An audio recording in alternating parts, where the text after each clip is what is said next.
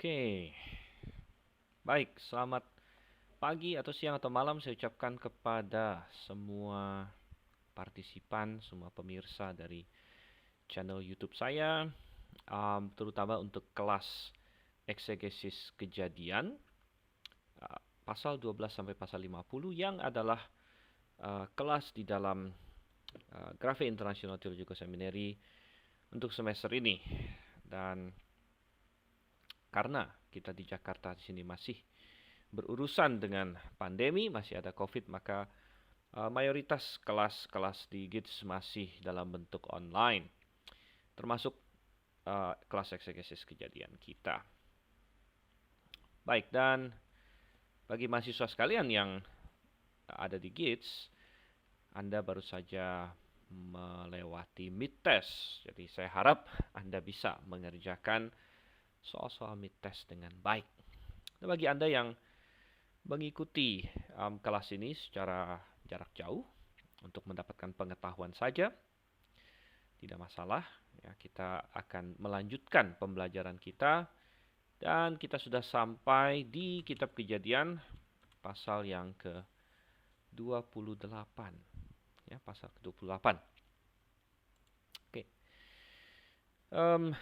Kita akan minimal bahas 3 pasal. Kalau kita bisa lebih, kita bisa bahas lebih, bisa 4 pasal ya. Tapi kita akan mulai dari pasal ke-28.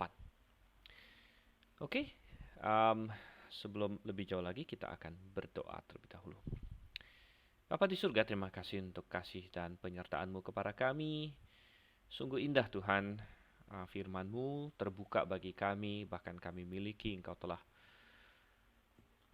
menyimpannya, mempreservasinya bagi kami sehingga ada di tangan kami. Tolong kami ingin belajar dari kitab Kejadian Tuhan, Kau yang kiranya sertai. Kami berdoa dalam nama Yesus Kristus. Amin. Sedikit mengingatkan bahwa di pasal yang lalu, pasal 27 adalah pasal di mana Yakub membohongi bapaknya.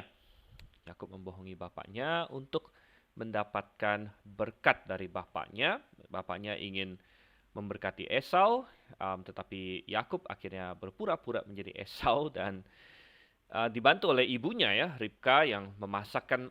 Bahkan boleh dibilang Ribka adalah otaknya, dalangnya, boleh dibilang. Sebentar, saya sambil adjust kamera di sini biar lebih bagus sedikit. Ribka boleh dibilang adalah otak dalang di balik penipuan itu, tetapi sudah saya singgung juga, sudah kita pelajari bahwa keempat-empatnya dari pribadi-pribadi yang terlibat, yaitu Ishak, Esau, Ribka maupun Yakub, semuanya bertindak dalam daging, ya, semuanya salah sebenarnya di hadapan Tuhan. Misalnya Ishak melakukan kesalahan karena dia mengabaikan nubuat yang telah Tuhan berikan waktu anak-anak itu lahir atau sebelum mereka lahir, bahwa yang muda akan menjadi tuan, yang tua akan melayani yang muda. Itu nubuat yang sudah Tuhan berikan kepada istrinya dan kepada dia. Tetapi Ishak mati-matian dia memfavoritkan Esau, jadi dia mengabaikan informasi yang dia dapat dari Tuhan tersebut. Dan dia mau memberkati Esau. Dan kalau Anda masih ingat, Anda baca di pasal 27, kata-kata berkatnya Ishak adalah, baiklah katanya, salah satu poinnya di situ, anak-anak ibumu, ya, anak-anak ibumu, jadi saudara-saudaramu akan melayani engkau. Jadi dia berpikir itu Esau, jadi dia menaruh Yakub untuk melayani Esau. Ya, padahal nubuat Tuhan adalah Esau sebagai yang tua yang akan melayani Yakub. Jadi kita melihat Ishak di sini bertindak dalam kedagingan, dan satu-satunya alasan yang diberikan di dalam teks Alkitab mengapa dia lebih menyukai Esau adalah karena dia suka makan daging buruannya. Yang adalah suatu alasan yang sangat-sangat sangat superficial, sangat picik sebenarnya, dan menunjukkan kedagingan dia. Dan sekali lagi kita belajar bahwa ini adalah bapak-bapak patriark, mereka adalah orang-orang beriman.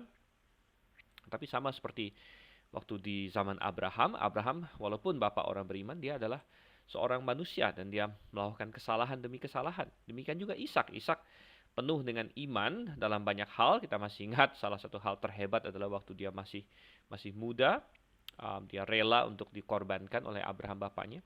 Dan dia melakukan banyak hal lain yang beriman. Dia berdoa kepada Tuhan soal istrinya supaya bisa melahirkan. Dia mendirikan mesbah-mesbah untuk Tuhan. Dia menamakan Rehobot dan lain sebagainya.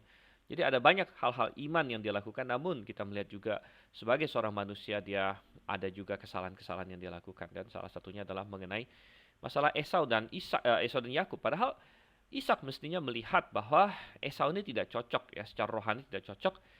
Kita tahu bahwa Esau menikah dengan dua orang wanita Kanaan yang sangat menyakiti hati Ishak dan Ribka. Dan Esau adalah, Alkitab mengatakan dia adalah seorang yang cabul dengan nafsu yang rendah, dan mestinya Ishak memahami hal ini. Ya, jadi Ishak melakukan kesalahan. Esau juga melakukan kesalahan. Dia sudah menjual hak kesulungannya kepada Yakub, tapi tentu dia tidak akan kasih tahu bapaknya, atau dia tidak akan mau ya istilahnya konsisten dengan bahwa dia sudah menjual hak kesulungannya. Ketika dia mau diberkati, dia terima-terima saja gitu.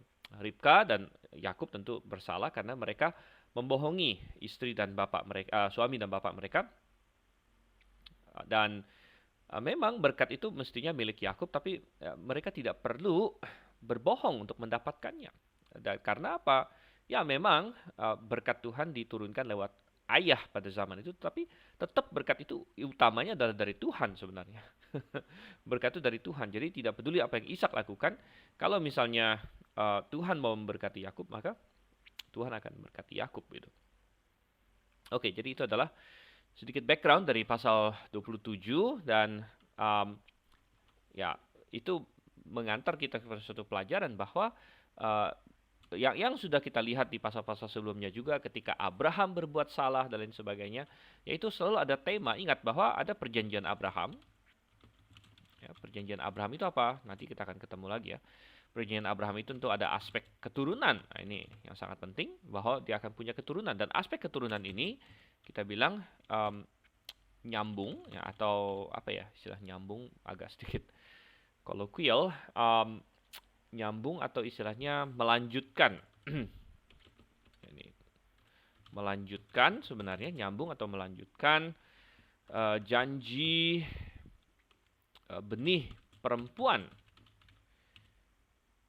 yang ada di Kejadian 3 ayat 15. Kita masih ingat di Kejadian 3 ayat 15, janji keselamatan yang pertama, Injil yang pertama disebut Protevangelium, berbicara mengenai keturunan perempuan yang akan meremukkan kepala ular, dan itu menunjuk kepada Yesus Kristus. Tentu mereka belum tahu waktu itu tentang Yesus Kristus, tapi mereka tahu bahwa ada keturunan perempuan yang dijanjikan, dan Abraham dijanjikan oleh Tuhan ada keturunannya. Dia akan punya keturunan, dan keturunan ini ada hubungannya dengan jalur Mesias, karena ada aspek tanah, aspek nasional, dan aspek berkat, yang terutama adalah keselamatan.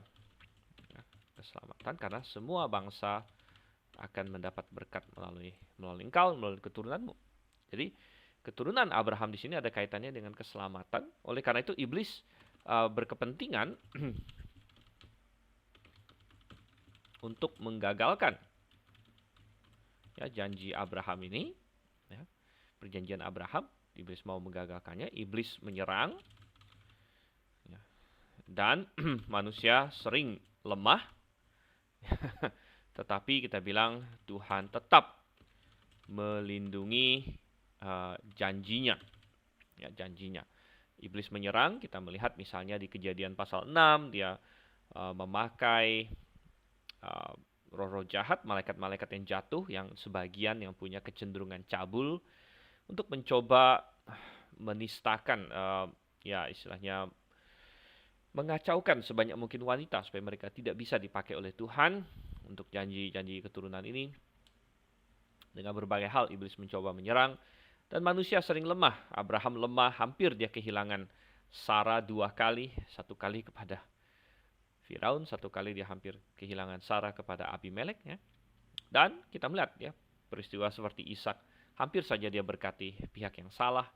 Namun Tuhan bekerja di balik layar sedemikian rupa, dan Tuhan memakai berbagai hal. Ya, ini salah satu tema dalam kitab Kejadian, bahwa Manusia mereka-rekakan untuk kejahatan, tapi Tuhan mereka-rekakannya untuk kebaikan. Itu adalah salah satu ayat tema di Kejadian 50 ayat 20.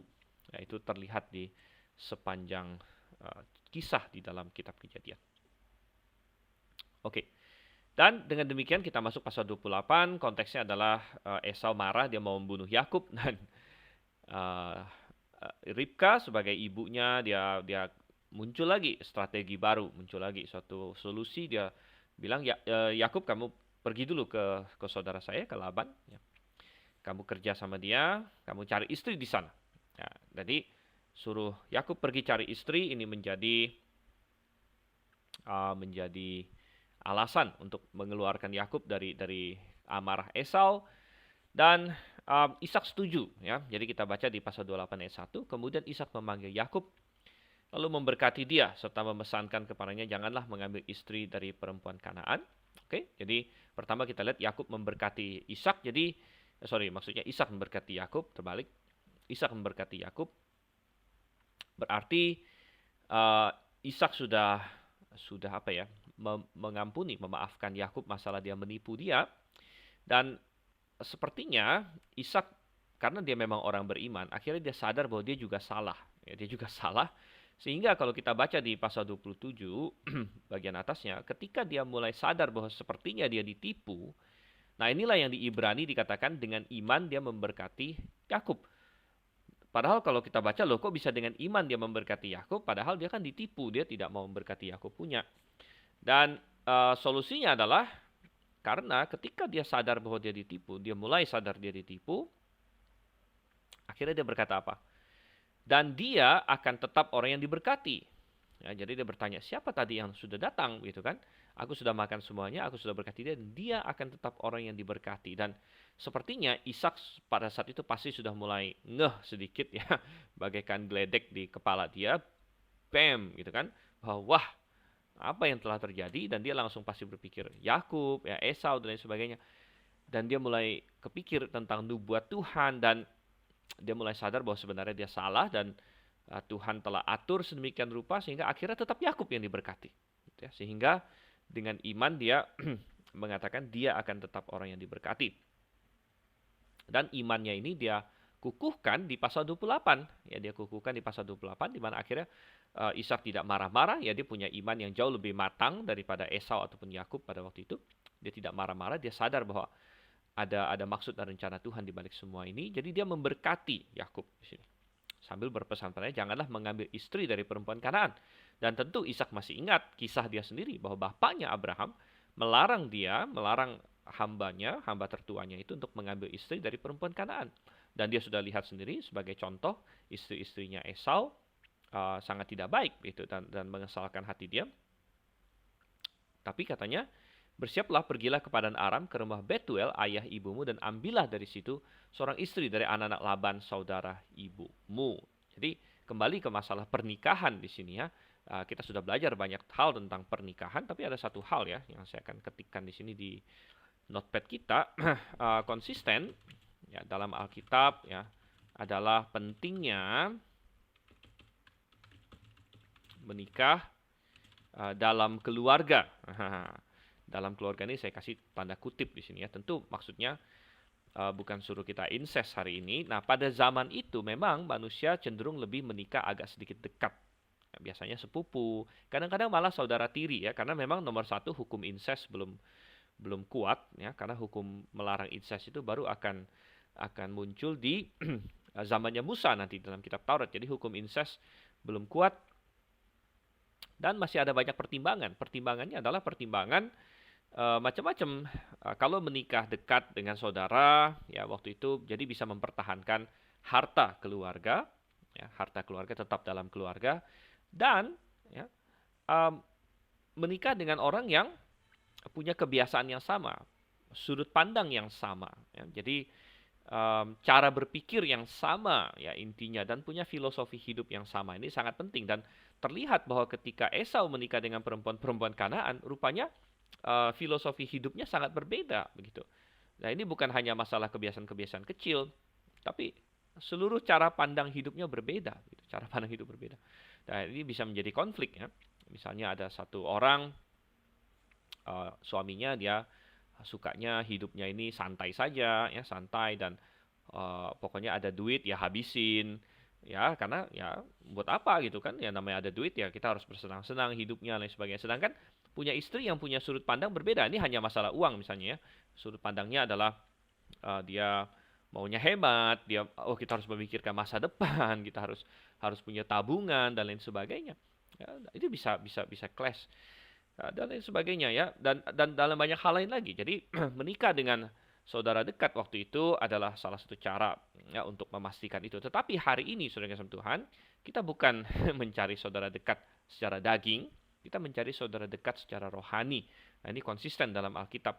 Bahkan ketika ada hukum incest sudah diberikan di Musa, tetap ya masalah siapa yang dinikahi adalah hal yang penting dalam Alkitab. Misalnya orang Israel disuruh jangan menikah dengan perempuan-perempuan Kanaan. Karena kenapa? Karena perempuan-perempuan Kanaan menyembah ala-ala lain dan mereka bisa membelokkan hati mereka kepada ala-ala lain. Nah, kalau ada perempuan Kanaan yang menyembah Yehova, maka nggak masalah sebenarnya. Contohnya Ruth, misalnya Ruth tadinya orang Moab kan, tapi dia mau menyembah Allah Israel, dia menjadi percaya pada Allah Israel sehingga tidak ada masalah di situ.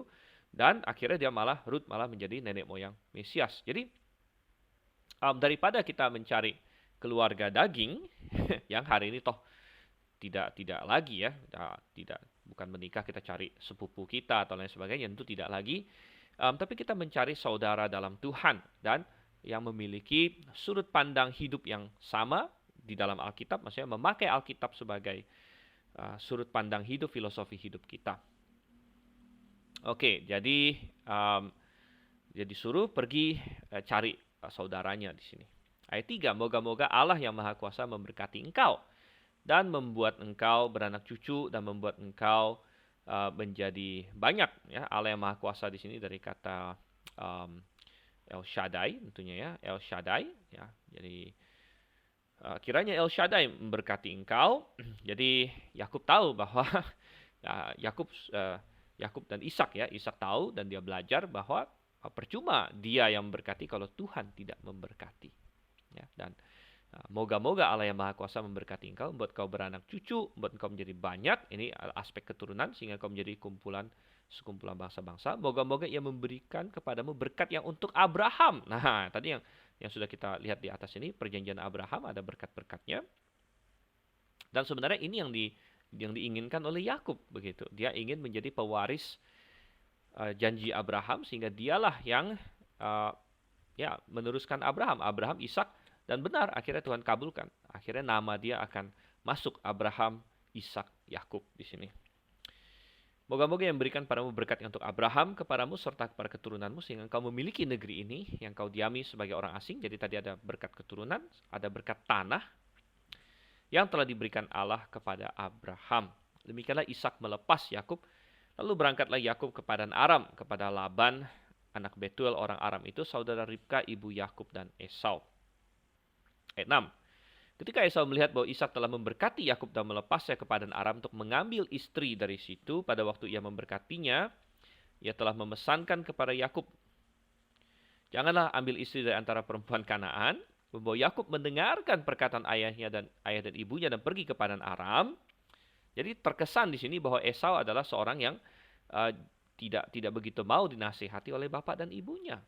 Sehingga dia melihat ada kontras. Jadi dibutuhkan semacam suatu wake up call begitu ya, suatu tragedi dalam pandangan dia bahwa dia kehilangan berkat yang dia sangat inginkan, karena yang diincar oleh Esau beda ya, karena kita baca di Alkitab bahwa dia punya nafsu yang rendah, jadi dia adalah seorang yang cabul, jadi yang dia pikirkan adalah kedagingan. Jadi dia menginginkan hal-hal jasmani dari berkat bapaknya. Dia ingin mendapat warisan 2 kali lipat dari saudaranya. Dan dia hilang itu, dia sangat sedih dan dibutuhkan itu untuk baru dia sadar, oh ya ternyata Yakub mendengarkan kata-kata bapak saya tidak begitu. Ayat 8, maka Esau pun menyadari bahwa perempuan Kanaan itu tidak disukai oleh Ishak ayahnya. Wow, dia baru sadar akan hal itu. Jadi betapa tidak sensitifnya dia. Sebab itu ia pergi kepada Ismail. Jadi dia pikir, wah saya juga harus gimana. Jadi solusinya apa saudara? Solusinya, itu ia pergi kepada Ismail dan mengambil Mahalat menjadi istrinya. Di samping kedua istrinya yang telah ada, Mahalat adalah anak Ismail, anak Abraham, adik Nebayot. Jadi dia solusinya malah tambah satu istri lagi. Ya, kali ini dari saudara juga dalam tanda kutip, yaitu Ismail, karena Ismail adalah saudaranya Ishak gitu. Dan tentu ini adalah suatu hal yang salah ya. Suatu hal yang salah. Solusinya bukan begitu, tapi ini mengokohkan apa yang Alkitab katakan. Coba saya carikan di sini, yaitu di Ibrani. Ibrani berapa? Coba kita cari ya.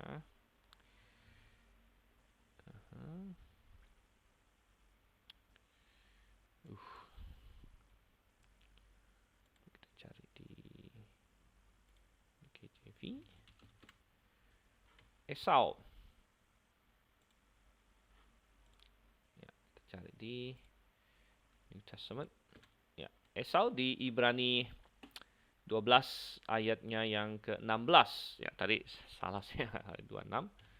Ibrani 12 ayat 16. Janganlah ada orang yang katanya menjadi cabul. Jadi Esau disebut sebagai orang yang cabul. Dan itu jelas, dia nomor satu dia menikah dengan 2 istri. Lalu ketika dia melihat bahwa istrinya tidak disukai oleh bapaknya, solusinya adalah dia tambah 1 istri lagi. Jadi memuaskan kedagingan dia, memuaskan hawa nafsu dia, plus dia pikir menyelesaikan masalah, padahal tidak menyelesaikan masalah. Jadi kalau menyelesaikan masalah, gimana menyelesaikan masalah adalah dia harus panggil istri-istrinya, dia edukasi mereka, dia menjadi, karena pada waktu itu apalagi ya belum ada feminisme dan lain sebagainya. Jadi seorang suami masih kata-katanya mestinya sangat didengar oleh istrinya. Dia bisa mengajak mereka untuk kenal bapak ibunya, mengajak mereka hormat sama bapak ibunya, mengajarkan perspektif memperkenalkan mereka kepada Tuhan. Tetapi ingat bahwa Esau sendiri adalah bukan orang yang rohani. Dia adalah orang yang cabul, dia punya nafsu rendah. Bagaimana dia bisa mempengaruhi istrinya menjadi seorang yang baik gitu, yang mempengaruhi istrinya menjadi orang yang percaya Tuhan, pengaruh istrinya menjadi orang yang punya filosofi yang sesuai dengan firman Tuhan. Sulit karena Esau sendiri tidak. Nah, ini permasalahannya. Oke, kita tinggalkan Esau. Maka Yakub berangkat dari Beersheba dan pergi ke Haran. Ya, sampai di suatu tempat dan bermalam di situ karena matahari telah terbenam. Yang mengambil sebuah batu. Jadi yang terletak di tempat itu dan dipakainya sebagai alas kepala, lalu membaringkan dirinya di tempat itu. Ya, sebagai seorang ini ya, yang berjalan ya. Nah, di sini maka bermimpilah ia di bumi ada didirikan sebuah tangga yang ujungnya sampai di langit. Dan tampaklah malaikat-malaikat Allah turun naik di tangga itu. Berdirilah Tuhan di sampingnya dan berfirman, Akulah Tuhan Jehovah sini ya, Allah Abraham nenekmu dan Allah Ishak. Tanah tempat engkau berbaring ini akan kuberikan kepadamu dan kepada keturunanmu. Oke, Tuhan menjanjikan tanah dan keturunanmu akan menjadi seperti debu tanah banyaknya. Dan kau akan mengembang ke sebelah timur, barat, utara, dan selatan. Dan olehmu semua serta keturunanmu, semua kaum di muka bumi akan mendapat berkat. Wow. Jadi Tuhan malam-malam datang kepada Yakub dan intinya secara esensi di sini menegaskan kepada Yakub ketiga aspek perjanjian Abraham yang ada, yaitu aspek keturunan.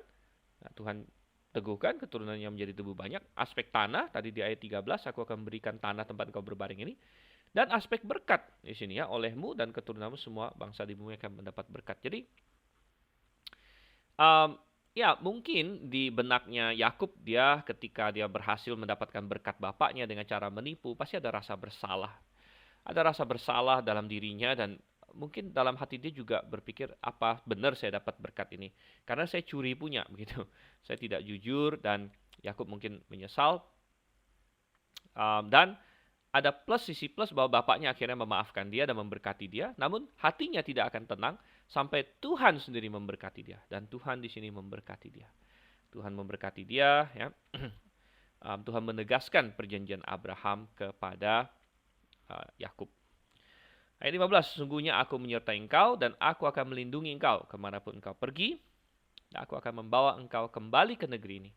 Sebab aku tidak akan meninggalkan kau, melainkan tetap melakukan apa yang kujanjikan kepadamu.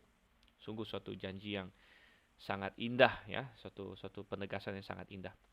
Ayat 16, ketika Yakub bangun dari tidurnya, berkatalah ia, sesungguhnya Tuhan ada di tempat ini dan aku tidak mengetahuinya. Ia takut dan berkata, alangkah dahsyatnya tempat ini, tidak lain dari rumah Allah. Ini pintu gerbang sorga. Oke, jadi ya tentunya teologi Yakub belum sepenuh teologi kita hari ini karena kita sudah punya seluruh Alkitab ya. Sehingga Yakub merasa sangat luar biasa bahwa dia bertemu dengan Tuhan di situ. Dan dia berkata ini tidak lain dari rumah Allah, pintu gerbang sorga, karena dia melihat ada tangga ke sorga. Dan tangga ke sorga berarti ada akses antara bumi dengan sorga di situ. Dan sebenarnya kita tahu belakangan ya, melalui teologi yang lebih lengkap lagi bahwa sebenarnya Tuhan tidak terbatas di satu tempat ya, bahwa rumah Tuhan itu bukan Tuhan itu tinggal di sini ya. Tidak, Tuhan itu maha hadir. Sekitar 1000 tahun kemudian Daud akan menulis Mazmur 139 misalnya. Daud berkata di Mazmur 139, kemana aku pergi untuk bisa menghindar dari rohmu? Tidak ada, Tuhan ada di mana-mana, Tuhan tahu semuanya. Jadi kemahahadiran Tuhan. Tetapi kita melihat apa yang satu pernyataan Yakub di sini, sesungguhnya Tuhan ada di tempat ini dan aku tidak mengetahuinya. Dan mungkin ini lebih tepat ya yang dari yang Yakub ketahui. Karena apa? Ya sebenarnya Tuhan ada di mana-mana. Cuman ya seringkali kita yang tidak menyadarinya, kita yang tidak mengetahuinya, kita yang tidak mengapresiasinya.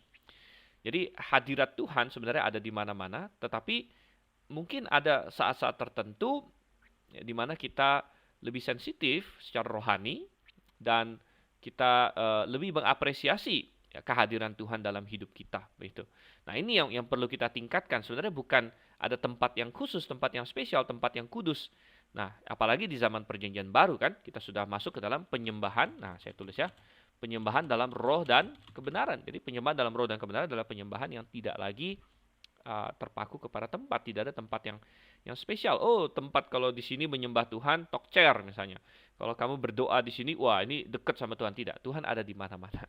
Nah, tetapi memang benar, seringkali kita yang tidak mengapresiasi Tuhan beserta kita. Kita yang tidak mengapresiasi bahwa ada Tuhan bersama dengan kita. Dan kita perlu seperti Yakub, kita justru menyadarinya gitu, menyadari sesungguhnya Tuhan ada di sini. Hanya saja saya yang tidak sensitif terhadap tuntunan dia. Saya yang tidak mengapresiasi dia bersama dengan saya. Jadi kekurangannya ada pada kita justru.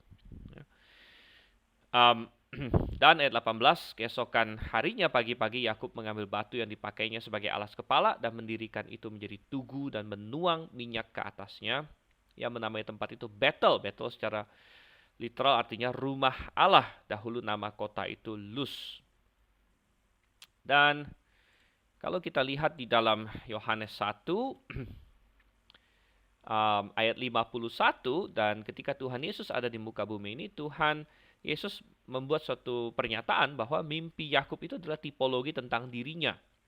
Jadi dia berkata kepada Nathanael yang dia panggil menjadi muridnya juga di sini, dan Tuhan bilang, kamu melihat Tuhan Yesus kan ini kasih tahu, sebelum kamu melihat aku sudah melihat kamu duluan. Ya, kamu di bawah pohon sedang memikirkan sesuatu gitu kan. Wah, Nathanael langsung kaget, kok orang ini bisa tahu ya. Jadi Tuhan bilang, karena aku berkata padamu, aku melihat engkau di bawah pohon ara, maka engkau percaya. Engkau akan melihat hal-hal yang jauh lebih besar daripada itu. Ini Yohanes 1 ya, ayat 50 dan 51. Lalu kata Yesus kepadanya, aku berkata padamu, sesungguhnya engkau akan melihat langit terbuka dan malaikat-malaikat Allah turun naik kepada anak manusia. Ini mengacu kembali kepada peristiwa Yakub ya, mendapat penglihatan malam di sini, dan Yakub melihat malaikat sorga naik turun tangga yang dari bumi ke sorga. Sedangkan tangga itu adalah anak manusia di sini ya. Langit terbuka, malaikat-malaikat Allah turun naik kepada anak manusia. Jadi Yesuslah akses ke sorga. Ya. Yesuslah cara bisa masuk sorga. Tuhan Yesuslah jalan menuju ke sorga itu, tangga itu. Ya. Dan ya, Tuhan Yesus berkata, memproklamirkan, akulah jalan dan kebenaran dan hidup. Dan siapa yang masuk sorga, dia harus melalui Yesus Kristus. Oke, ayat 20, lalu bernazarlah Yakub jika Allah akan menyertai dan akan melindungi aku di jalan yang kutempuh ini, memberikan kepadaku roti untuk dimakan dan pakaian untuk dipakai. Ya. Kata jika di sini ayat 20 um, bisa juga diterjemahkan ya karena gitu ya, atau dia, jadi bukan berarti Yakub kayak antara ragu tidak ragu ya, tapi dia dia menunjukkan apresiasinya di sini ya. Uh, ya, if God will be with me katanya ya. Jadi tapi ini bukan berarti dia ragu sebenarnya. Ya, ya mungkin ya secara manusia bisa saja dia masih ada keraguan, tapi di sini bisa juga berarti since God will be with me. Um, Jadi memberikan padaku roti untuk dimakan dan pakaian untuk dipakai, sehingga aku selamat kembali ke rumah ayahku, maka Tuhan akan menjadi Allahku. Ya, Tuhan akan menjadi Allahku. Ya, dia dalam pengertian tertentu, ya, Tuhan itu memang sudah Allah atas semua manusia, begitu, karena itu de facto. Tetapi Tuhan menciptakan manusia yang punya kehendak bebas. Dan manusia bisa mengakui itu dalam hatinya, atau dia bisa juga tidak mau mengakui itu dalam hatinya. Ya, dan ketika kita tidak mengakui, sebenarnya bukan Tuhan yang rugi, ya kita sendiri yang rugi. Kita akan rugi. Tapi ketika kita mengakui itu, maka kita akan bertindak sesuai dengan itu, dan kita akan punya hubungan yang benar dengan pencipta kita. Dan batu yang kudirikan sebagai tugu ini akan menjadi rumah Allah. Dari segala yang kau berikan padaku akan selalu kupersembahkan 1/10 kepadamu. Ini adalah insiden kedua dicatat masalah persepuluhan. Dan hari ini ada banyak istilahnya kontroversi mengenai persepuluhan ya. Ada orang yang pro dan kontra dan lain sebagainya. Ya, tetapi banyak orang yang kontra persepuluhan. Dimana orang Kristen tidak perlu memberi persepuluhan katanya ya. Jangan memberi persepuluhan. Maka mereka sering bilang jangan beri persepuluhan. Dan mereka sering berargumen bahwa persepuluhan adalah hukum Taurat, sedangkan kita tidak lagi di bawah hukum Taurat katanya. Ya, kita sudah dalam kasih karunia, kita bukan hukum Taurat dan lain sebagainya. Nah, saya hanya ingin berkata beberapa hal ya. Nomor satu, saya ingin berkata bahwa ya persepuluhan ya bukanlah hukum Taurat. Karena jelas sebelum hukum Taurat itu ada pun, sudah ada orang yang memberikan persepuluhan, yaitu bapak-bapak beriman kita, yaitu Abraham, nah, kemudian Yakub. Nah, dari mana Yakub tahu? Memang Alkitab tidak sebut, tapi kemungkinan besar dia tahu dari bapaknya Ishak begitu. Jadi kita bisa bilang Abraham, Ishak dan Yakub, walaupun yang tercatat secara eksplisit adalah Abraham dan Yakub di situ. Itu sebelum hukum Taurat diberikan, gitu ya. Jadi persepuluhan bukanlah hukum Taurat, gitu ya. Dan nomor dua, saya katakan ya persepuluhan adalah teladan orang beriman sejak Abraham. Ya. Kemudian ya, bisa jadi Ishak, ya kita tidak tahu karena tetapi yang jelas Yakub. Ya. Yang jelas Yakub. Jadi Abraham, kemudian Yakub, ya bisa jadi Ishak juga, tidak dicatat dalam Alkitab. Jadi persepuluhan adalah teladan orang beriman, gitu ya. Dan kita bilang kita hari ini ya, atau kita bilang Abraham dan Yakub memberi persepuluhan karena mengasihi Tuhan. Mengasihi Tuhan. Ya, jadi kita melihat di sini Yakub memberikan karena bukan karena dia dipaksa, ya, tapi karena mengasihi Tuhan. Ya, jadi kita bilang persepuluhan Israel ya sudah tidak ya atau tidak berlaku bagi orang percaya hari ini, bagi orang Kristen. Persepuluhan Israel memang tidak berlaku lagi begitu. Karena persepuluhan Israel adalah memberikan kepada suku Lewi. Ya, dan kita tidak punya suku Lewi. Gitu. Ya, tetapi kita bilang prinsip persepuluhan ya tetap kita pegang ya karena adalah prinsip yang baik. Jadi ada prinsip persepuluhan. Ya, prinsip persepuluhan itu adalah bahwa orang percaya menyisihkan ya, minimal 10% dari yang dia dapat, dia berikan kembalikan kepada Tuhan. Itu minimal 10%. Nah, prinsip ini ada bermacam-macam penerapan. Ya, prinsip ini ada bermacam-macam penerapan, bisa diterapkan di zaman Abraham. Dia terapkan gimana? Dia kasih ke Melkisedek misalnya. Jadi penerapannya seperti itu. Nah, penerapan di zaman Israel beda. Dia di zaman Israel tidak kasih ke Melkisedek. Ya, zaman Israel Tuhan suruh penerapannya kasih kepada orang Lewi. Gitu. Orang Lewi kasih kepada imam. Nah, sekarang di zaman gereja tentu penerapan yang di Israel itu kita tidak lakukan lagi. Ya, kita tidak lakukan lagi. Kita tidak kasih ke orang Lewi, tidak ada orang Lewi. Tapi prinsipnya ada. Prinsipnya apa? Kita menyisihkan 10%. Nah, kepada siapa sekarang? Ya, kepada jemaat lokal. Ya, kepada Tuhan. Ya, jemaat lokal adalah tubuh Tuhan. Oke ya, jadi saya harap cukup jelas ya di situ mengenai persepuluhan. Oke, masuk ke pasal yang ke-29 sekarang. Kemudian berangkatlah Yakub dari situ dan pergi ke negeri Bani Timur. Ketika ia memandang sekelilingnya, dilihatnya ada sebuah sumur di padang. Ada 3 kumpulan kambing domba berbaring di dekatnya, sebab dari sumur itulah orang memberi minum kumpulan-kumpulan kambing domba itu. Adapun batu penutup sumur itu besar. Ya, jadi ya Yakub berjalan, ya pastinya lumayan lama, berhari-hari, berminggu-minggu dia berjalan. Akhirnya sampai ke suatu sumur di sini ya, suatu sumur, dan ternyata di Alkitab sumur itu merupakan tempat aksi yang lumayan banyak ya. Nanti kita akan lihat. Adapun batu penutup sumur itu besar, dan apabila segala kumpulan kambing domba itu digiring berkumpul ke sana, maka gembala-gembala menggulingkan batu itu dari mulut sumur itu. Lalu kambing domba itu diberi minum. Kemudian dikembalikanlah batu itu lagi ke mulut sumur itu. Bertanyalah Yakub pada mereka, saudara-saudara, dari manakah kamu ini? Jawab mereka, kami ini dari Haran. Ya.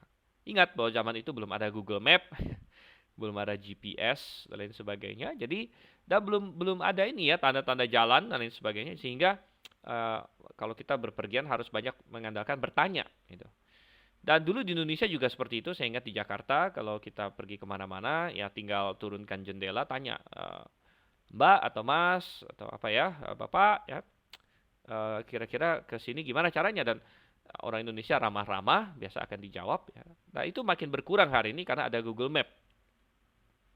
Jadi ya membantu sih ya, tapi juga ini ya kekerabatan juga mungkin agak sedikit berkurang di sini.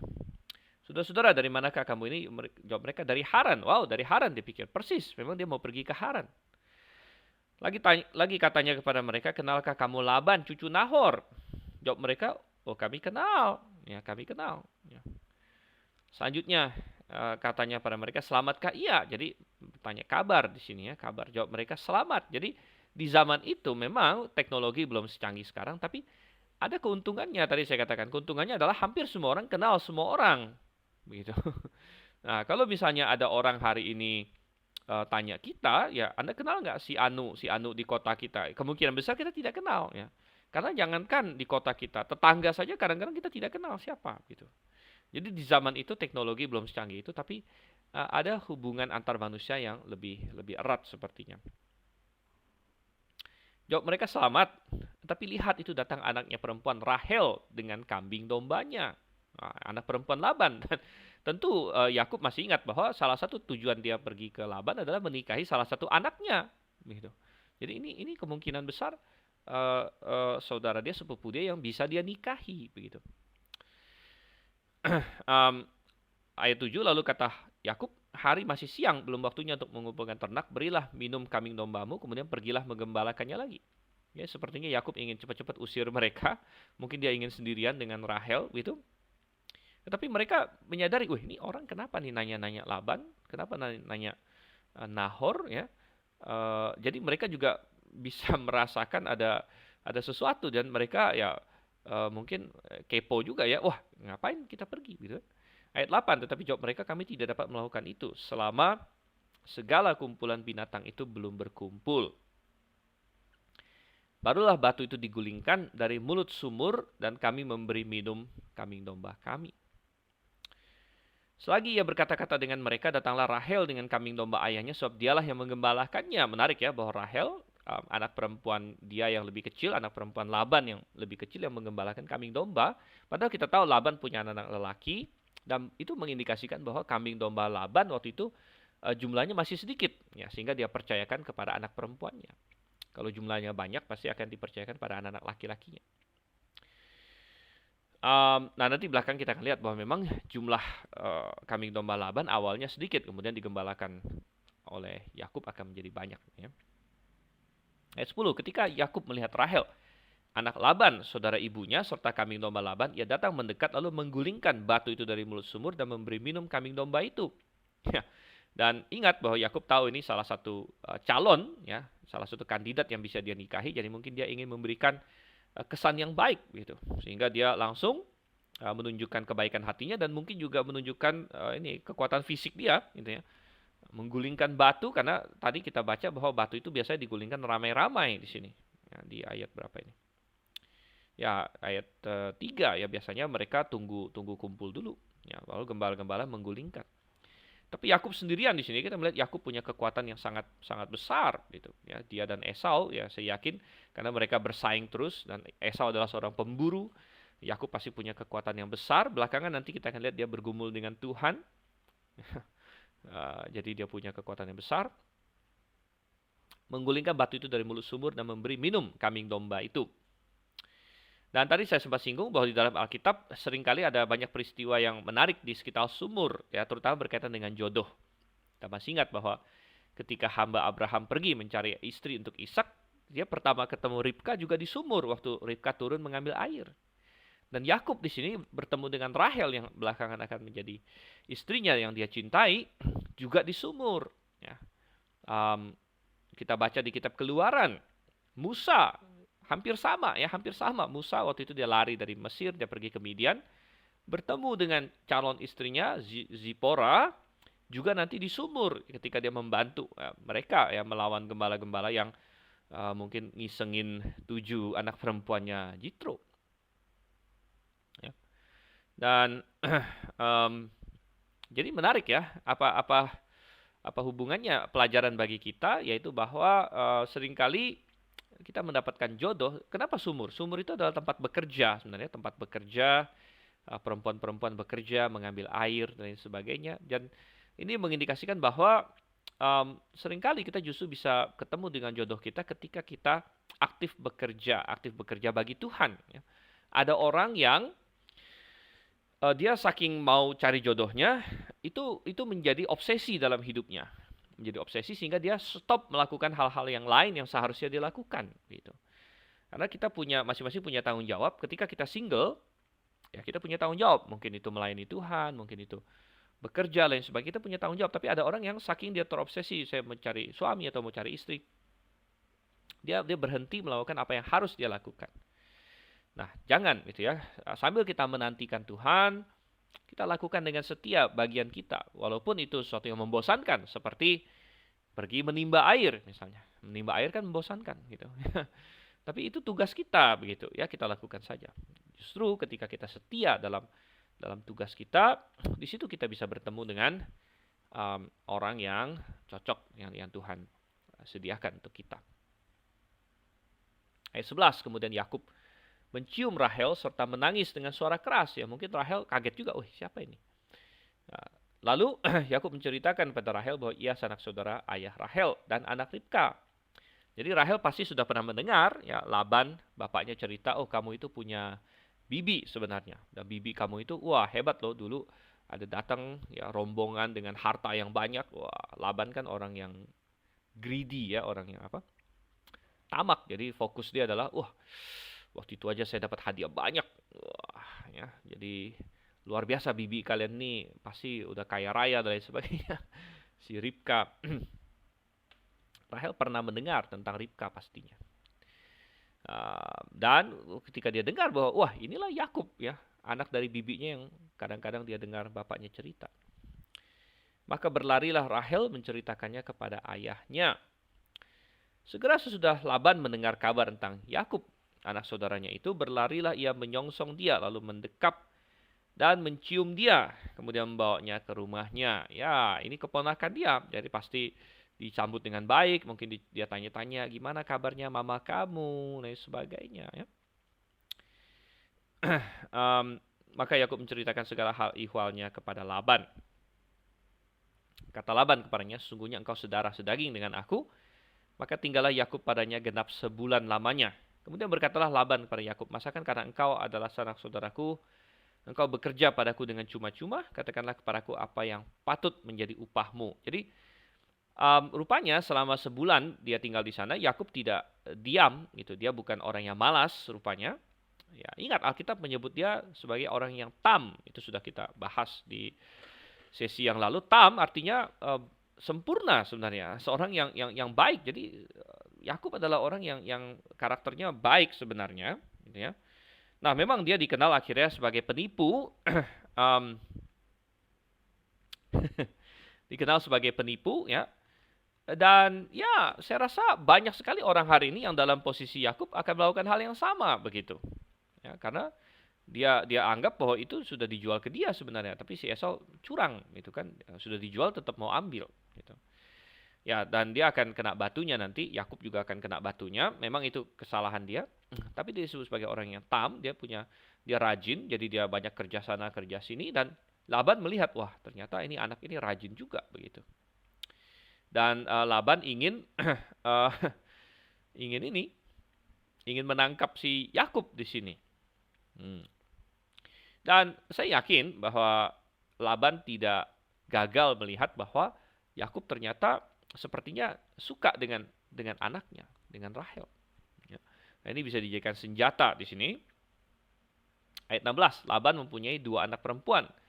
Yang lebih tua namanya Lea dan yang lebih muda namanya Rahel. Lea tidak berseri matanya, tetapi Rahel itu elok sikapnya dan cantik parasnya.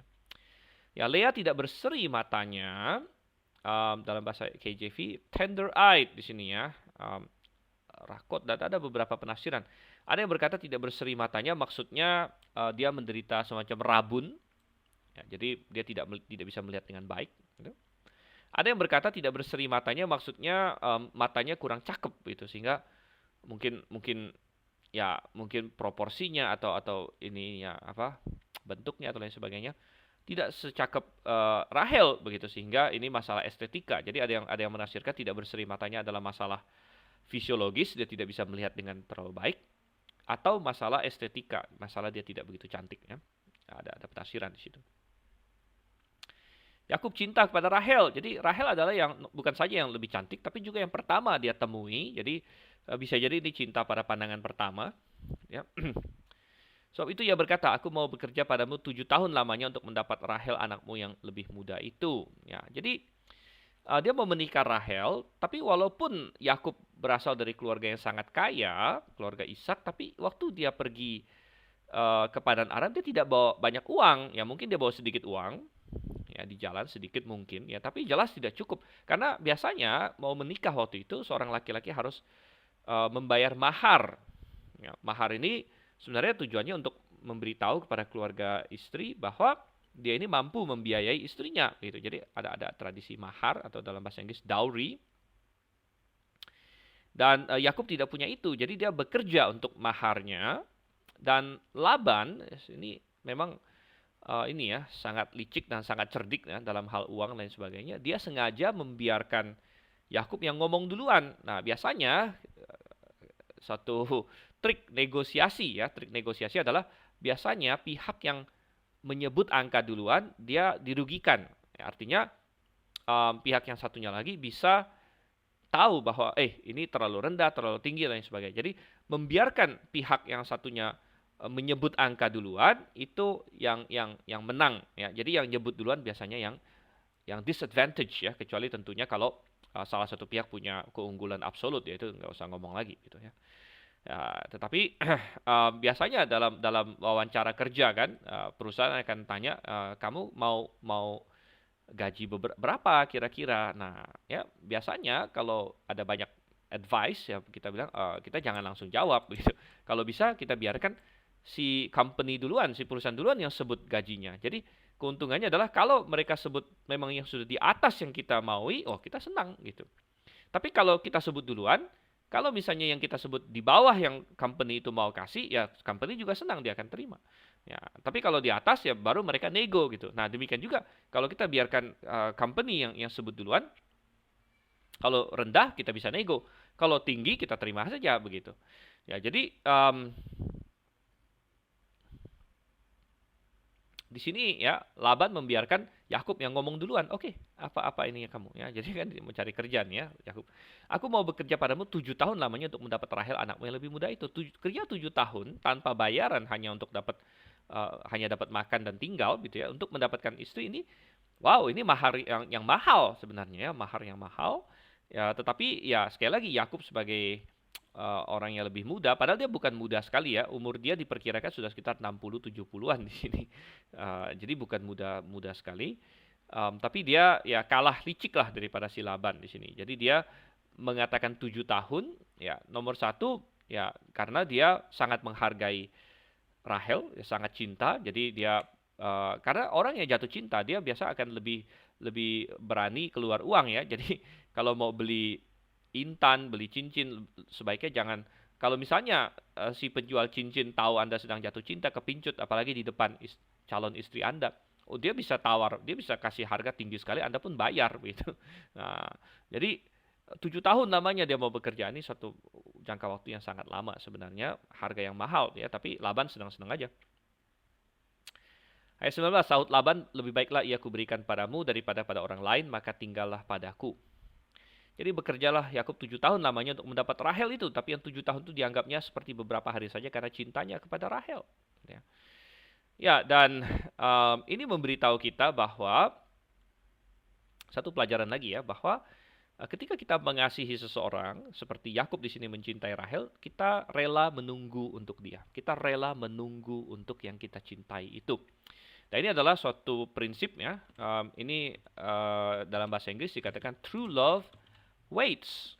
Ini suatu prinsip yang sangat penting, terutama di dunia yang penuh dengan seks bebas seperti sekarang ini. Banyak sekali anak muda yang tidak lagi menunggu.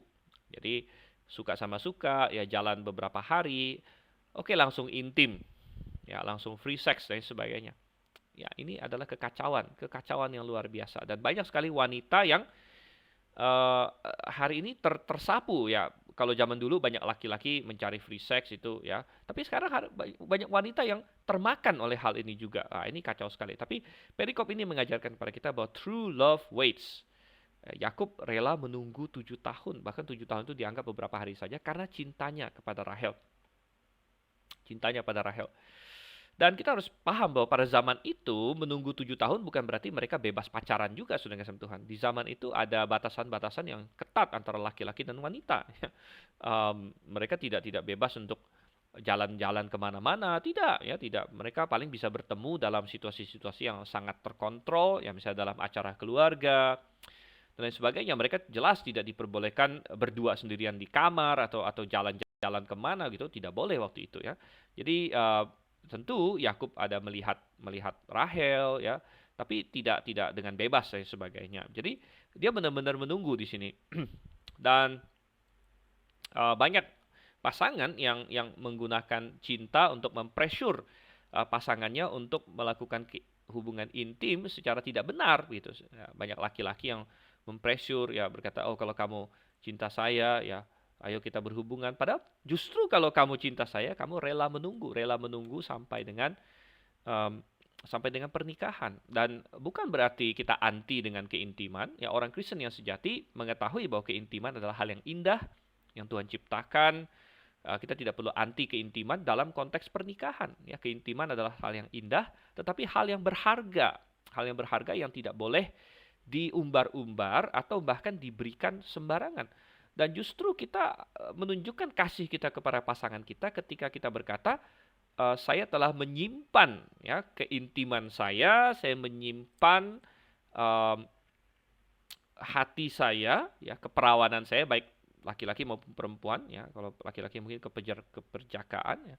Perempuan keperawanan, saya menyimpan itu untuk kamu pada hari pernikahan karena saya mengasihi kamu, kamu spesial gitu.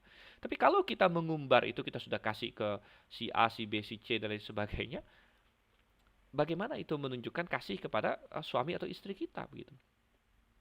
Ya, jadi true love waits begitu. Dan ini bukan hanya masalah katakanlah dalam bahasa kedokteran koitus atau persetubuhan gitu ya, tetapi sebelum itu, karena banyak wanita tertipu.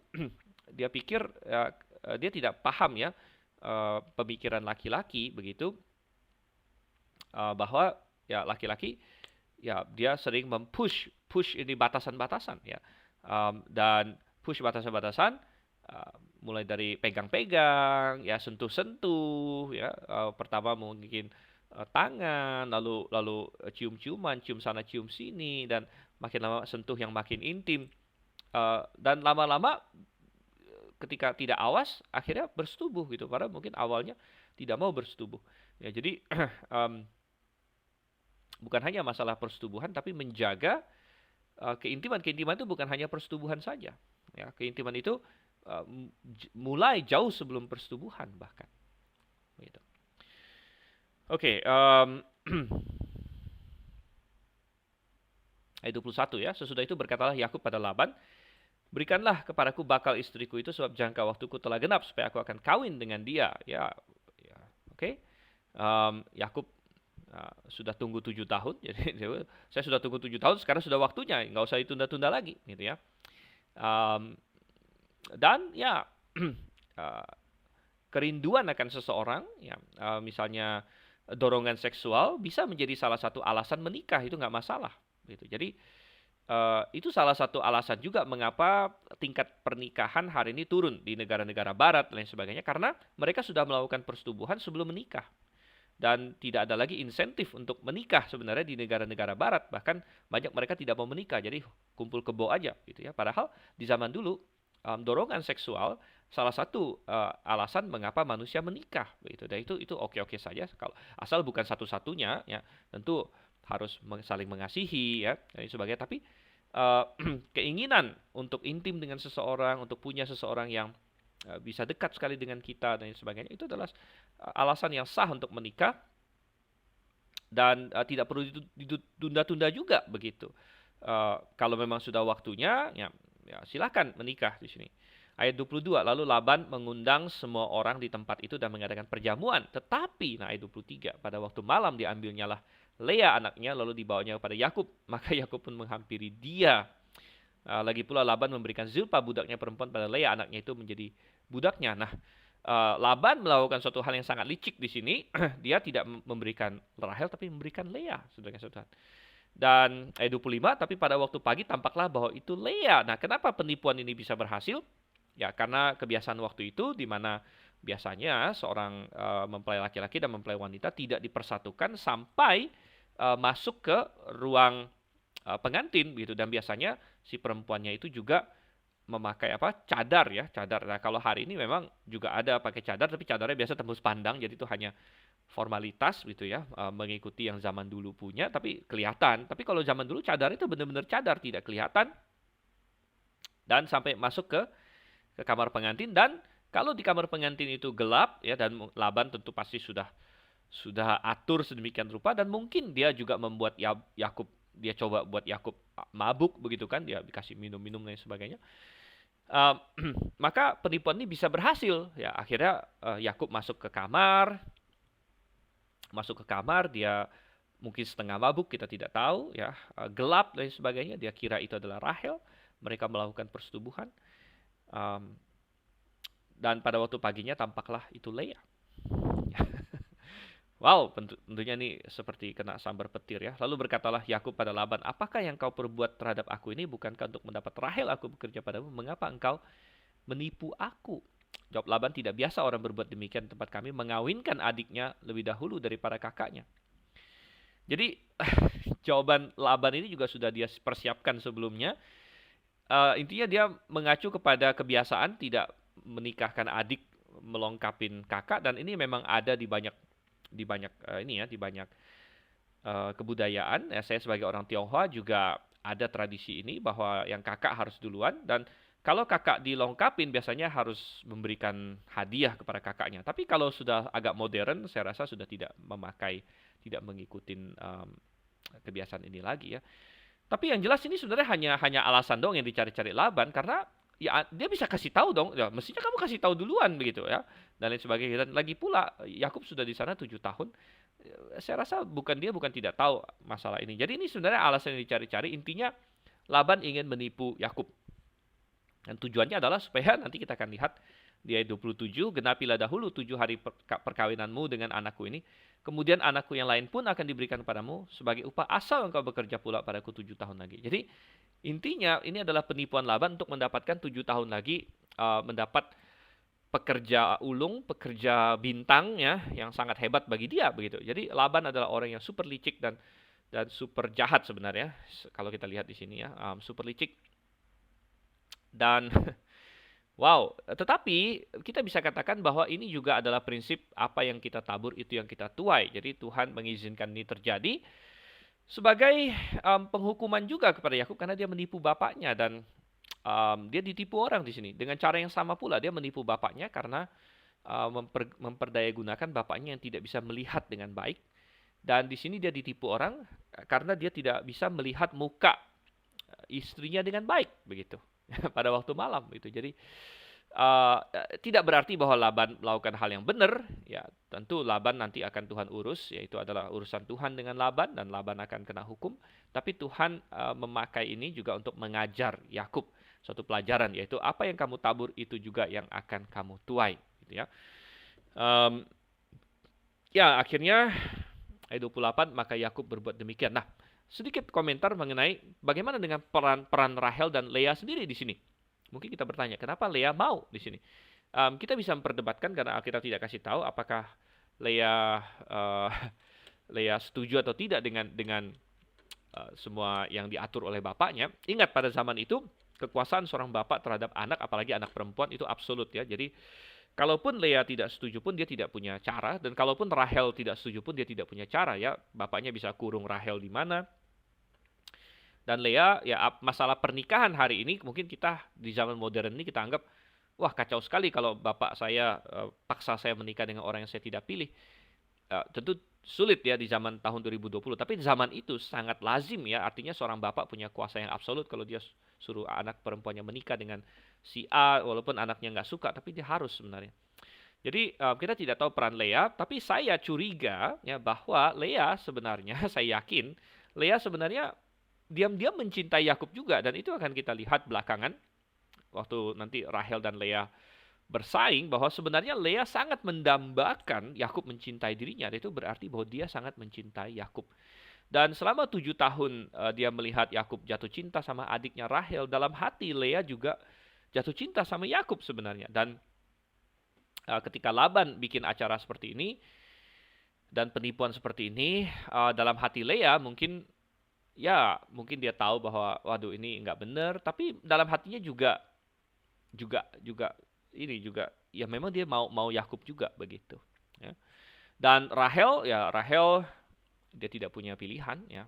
Sekali lagi bapaknya punya kuasa penuh. Tapi penipuan yang dilakukan oleh Laban ini kita lihat nanti juga akan kena getahnya kepada Laban karena akhirnya dua anak perempuan dia ya nanti akan berkelahi terus dan nanti akan diambil dari dia, akan pergi jauh dan lain sebagainya ya. Oke, lanjut lagi di sini. Ayat 28, maka Yakub berbuat demikian yang menggenapi ke-7 hari perkawinannya dengan Lea. Kemudian Laban memberikan kepadanya Rahel anaknya itu menjadi istrinya. Lagi pula Laban memberikan Bilha budaknya perempuan pada Rahel anaknya itu menjadi budaknya. Nah, akhirnya terjadi poligami di sini. Ya, poligami. Dan banyak orang sering berkata, wow, ya ada banyak contoh dalam Alkitab poligami. Jadi hari ini dia juga mau poligami. Nah, ini biasanya juga suatu alasan. Sama seperti Laban cari-cari alasan. Banyak orang mau cari alasan mau poligami. Tidak, Alkitab tidak pernah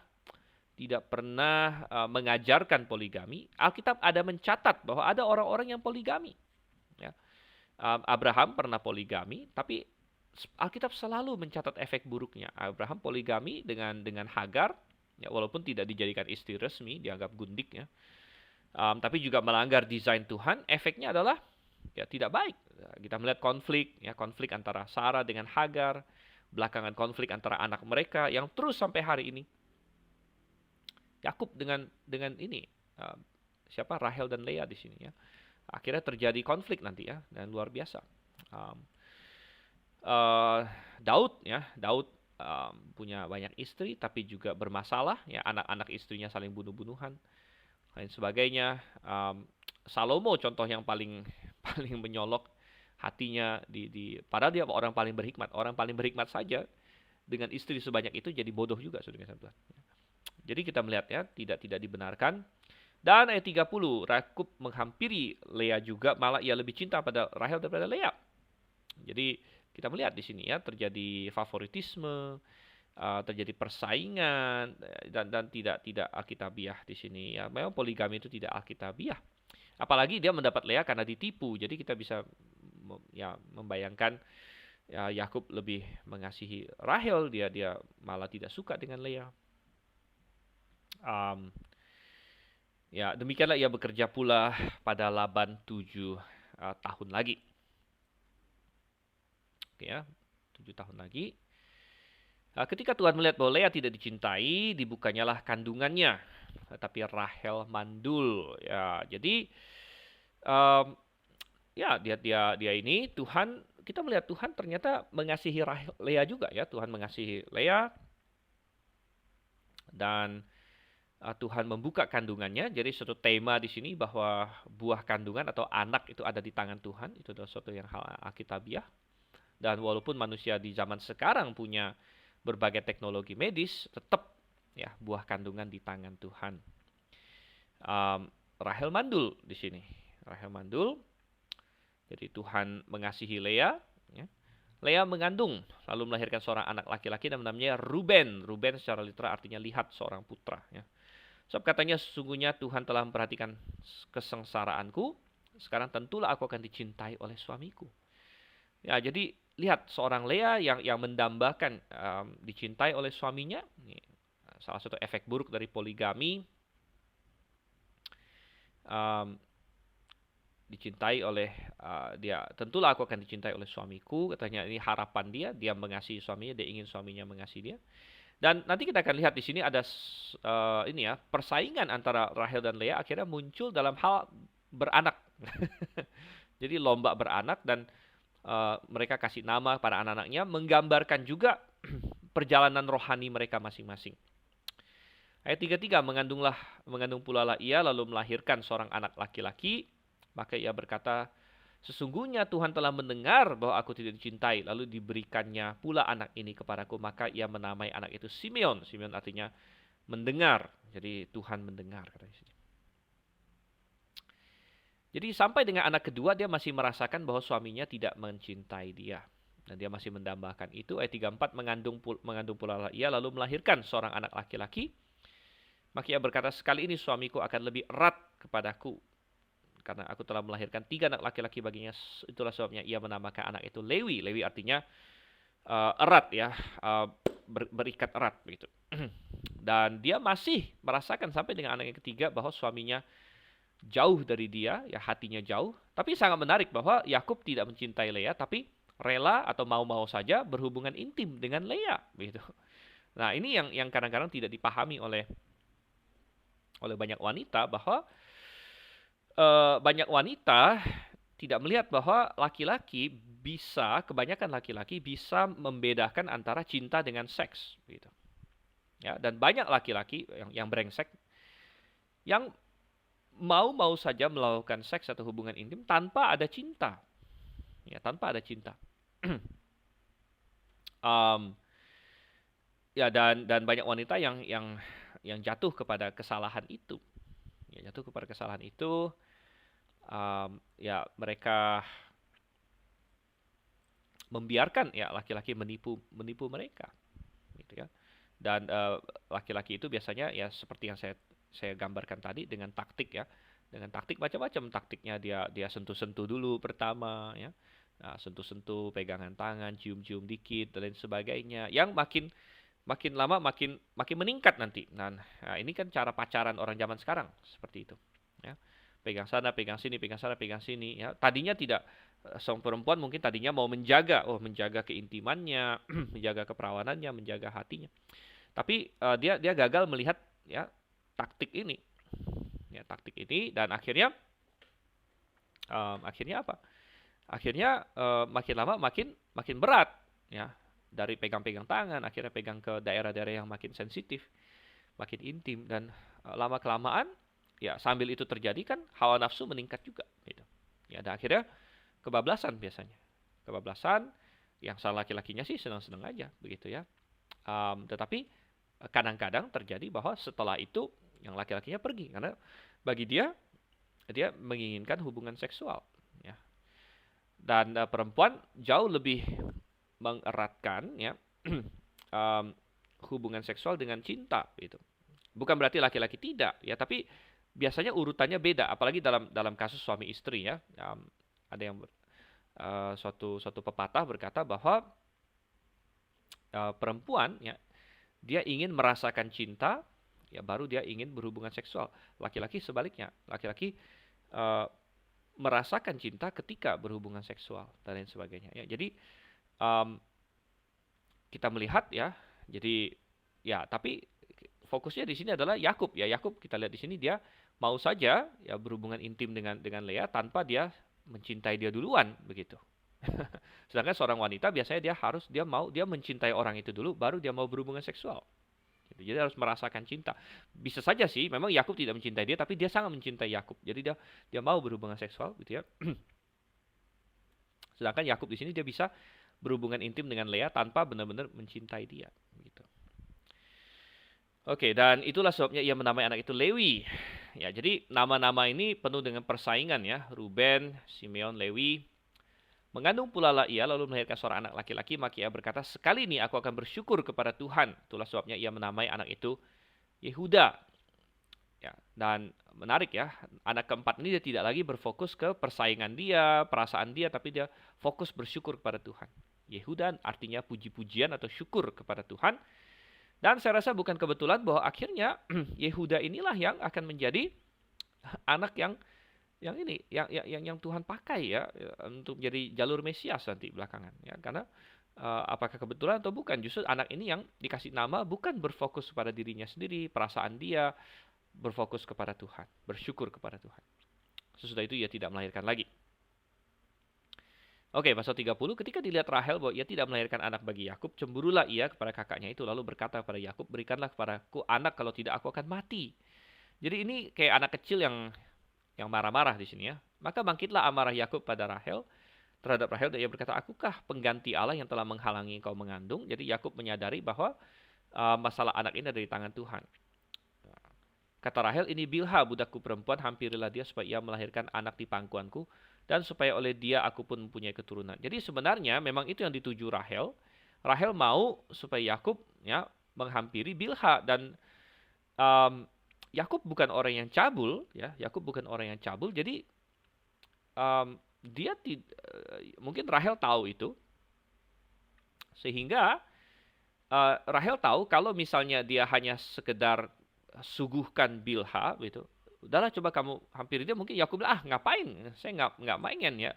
Nah ini beda dengan laki-laki yang cabul. Mungkin laki-laki yang cabul kalau diserahkan seorang wanita, langsung dia pengen, gitu kan.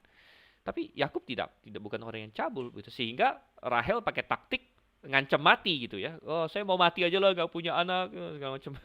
Dan Yakub bilang, kok bisa begitu? Nah, jangan begitu lah dan sebagainya. Akhirnya Rahel pakai taktik itu. Ya udah, kalau kamu mengasihi saya, kamu tidak mau saya mati, kamu mau saya punya anak, nih pakai Bilha. Wah, dan sebagainya. Ya, akhirnya Yakub ya mau nggak mau ya. Akhirnya dia mengambil Bilha sebagai gundik, maka diberikannya lah Bilha budaknya itu kepada Yakub menjadi istrinya, dan Yakub menghampiri budak itu. Bilha mengandung, lalu melahirkan seorang anak laki-laki bagi Yakub. Ya, dan istilah di sini ya, supaya ia melahirkan anak di pangkuanku, jadi maksudnya anak itu dihitung sebagai miliknya Rahel. Dan ini kebiasaan yang sering waktu itu yang disebut surogasi, surrogate. Jadi seorang wanita hamil untuk wanita lain. Kalau zaman modern ini pakai IVP ya, pakai bayi tabung ya. Zaman dulu caranya manual, yaitu laki-lakinya bersetubuh dengan wanita ini tapi anaknya dianggap anak istrinya gitu ya. Dan ya zaman itu kadang-kadang ekstrim di mana persetubuhan dengan si gundik ini bisa jadi bahkan di pangkuan istri yang resminya begitu. Jadi si gundik ini berbaring di atas istri resminya. Jadi persetubuhan itu terjadi seperti itu. Ya, kita tidak tahu apakah benar demikian atau tidak. Bahkan lahir di pangkuannya pun katanya ada yang sampai di mana si gundik melahirkan ini di atas si istrinya. Jadi istrinya duduk, gundiknya melahirkan di atas istrinya. Jadi ketika lahir pun anaknya dianggap punya istrinya. Gitu. Dan itu yang kita baca di berbagai penemuan arkeologi. Ya. Jadi apakah itu yang terjadi kita tidak tahu persis. Tapi yang jelas anaknya dianggap anaknya Rahel. Jadi Bilha mengandung lalu melahirkan seorang anak laki-laki bagi Yakub. Berkatalah Rahel, Allah telah memberikan keadilan kepadaku, juga telah didengarkannya permohonanku, dan diberikannya kepadaku seorang anak laki-laki. Itulah sebabnya ia menamai anak itu Dan artinya keadilan. Keadilan. Ya. Jadi dia menganggap bahwa ini persaingan. Jadi anak mereka dijadikan peluru-peluru ya atau sumber persaingan ya. Tidak heran bahwa akhirnya keluarga Yakub menjadi keluarga yang sangat disfungsional, anak-anaknya belakangan jahat ya, bahkan bisa menjual adiknya sendiri, luar biasa. Mengandung pula lah Bilha, budak perempuan Rahel, lalu melahirkan anak laki yang kedua bagi Yakub. Berkatalah Rahel, aku telah sangat hebat bergulat dengan kakakku, dan aku pun menang. Maka ia menamai anak itu Naftali. Jadi menggunakan anak untuk menyerang Lea. Ketika dilihat Lea bahwa ia tidak melahirkan lagi, diambilnyalah Zilpa budaknya. Jadi Lea sudah bagus tadi, anak keempat dia tidak fokus pada dirinya sendiri, fokus pada Tuhan, Yehuda. Tapi begitu dia lihat Bilha melahirkan dan Rahel punya anak secara legal, walaupun bukan anak dia sendiri, maka timbullah lagi spirit persaingan itu dalam dirinya. Jadi dia mundur di sini ya, Lea mengalami kemunduran. Ketika dilihat Lea bahwa ia tidak melahirkan lagi, diambilnyalah Zilpa, tidak mau kalah, ya, dikasih Zilpa. Padahal Lea baru tidak melahirkan sebentar sekali ya, mungkin hanya setahun 2 tahun, itu pun sudah tidak tahan dia. Dia langsung kasih Zilpa, budaknya perempuan diberikannya pada Yakub menjadi istrinya. Dan Zilpa, budak perempuan Lea, melahirkan seorang anak laki-laki bagi Yakub. Berkatalah Lea, mujur telah datang, maka ia menamai anak itu Gad. Ya, Gad itu bisa berarti suatu tentara ya, tentara, atau di bahasa Indonesia terjemahkan mujur. Ini memang ada suatu sedikit perbedaan penafsiran ya. Kalau di KJV a troop cometh, ya, suatu bala tentara, maksudnya dia dapat anak yang banyak atau mujur di sini. Dan Zilpa, budak perempuan Lea, melahirkan anak laki-laki yang kedua bagi Yakub. Berkatalah Lea, aku ini berbahagia, tentulah perempuan-perempuan akan menyebutkan aku berbahagia. Maka ia menamai anak itu Asher. Asher artinya berbahagia atau diberkati. Ya. Nah, lanjut, ya, ketika Ruben pada musim menuai gandum pergi berjalan-jalan, didapatinya lah di padang buah dudaim. Lalu dibawanya kepada Lea istrinya. Kata Rahel pada Lea, berilah aku beberapa buah dudaim yang didapat oleh anakmu itu. Jawab Lea kepadanya, apakah belum cukup bagimu mengambil suamiku? Jadi Anda bisa melihat betapa tidak sehatnya rumah tangga ini. Ya, sampai dengan udah berapa tahun mereka menikah, sampai sudah punya anak. Lea punya anak 6, ya. Ruben sudah agak gede. Mereka masih saling apa? Saling menyalahkan siapa yang curi Yakub, siapa yang ngambil Yakub dari siapa, begitu. Sekarang pula mau mengambil lagi buah dudaim anakku, kata Rahel, kalau begitu biarlah ia tidur dengan engkau pada malam ini sebagai ganti buah dudaim anakmu. Jadi persaingan mereka sampai masalah Yakub mesti tidur sama siapa, begitu. Jadi Yakub, Anda bisa membayangkan Yakub sebagai orang yang hanya mau bekerja dengan rajin, dapatkan penghasilan untuk rumah tangganya, dan dia kayak ada di tengah-tengah peperangan antara Lea dan Rahel.